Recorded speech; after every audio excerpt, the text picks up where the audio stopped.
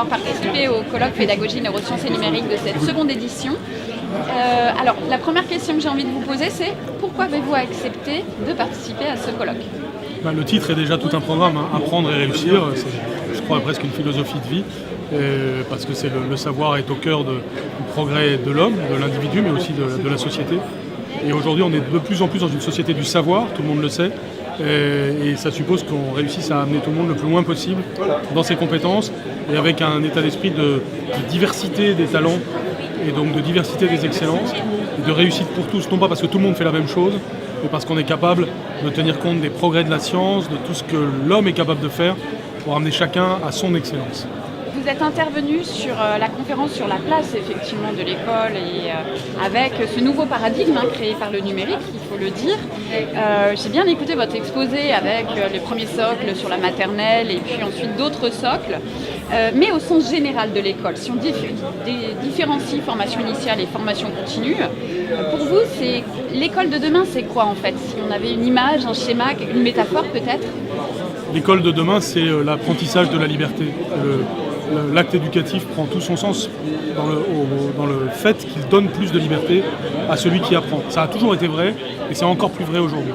On est dans une société avec le développement technologique où la grande question c'est en quoi est-ce qu'un monde de plus en plus technologique peut être quand même un monde de plus en plus humain.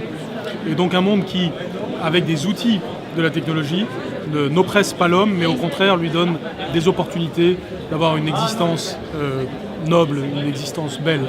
Et ça, cela passe par le développement de la liberté, le développement de la créativité, parce que de plus en plus notre différence à nous, êtres humains, avec la machine, elle est fondamentalement dans la créativité et dans le savoir-faire. Et donc, et ça, c'est ceci que l'école doit développer, c'est-à-dire développer la liberté et développer les moyens de la liberté. Alors, liberté signifie aussi connaître son cadre, être autonome et responsable dans son cadre, en fait.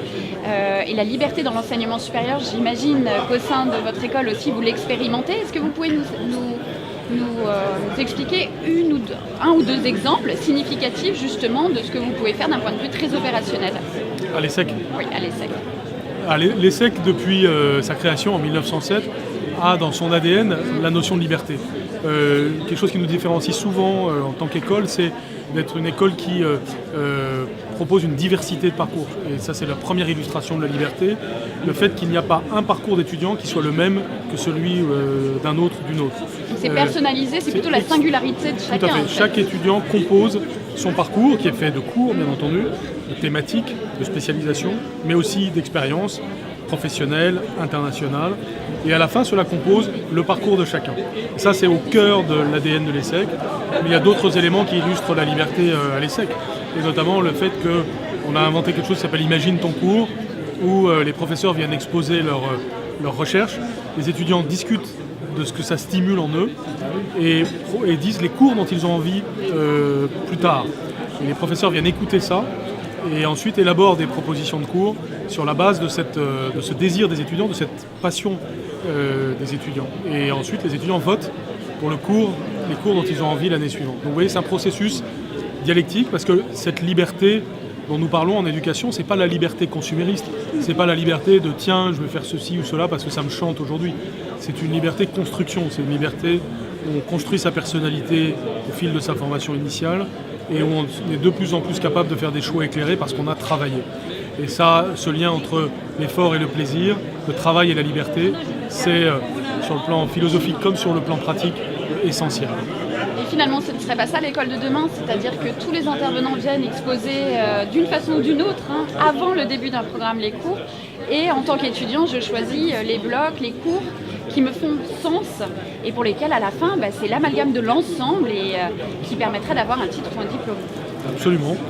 L'école de demain, ça doit être nécessairement toujours plus l'école de la liberté, donc l'école de la construction d'un parcours, avec un socle cohérent qui est le même pour tous. Il faut savoir lire, écrire, compter, avoir des compétences de base, mais aussi des spécialisations, une excellence qui soit différente pour chacun.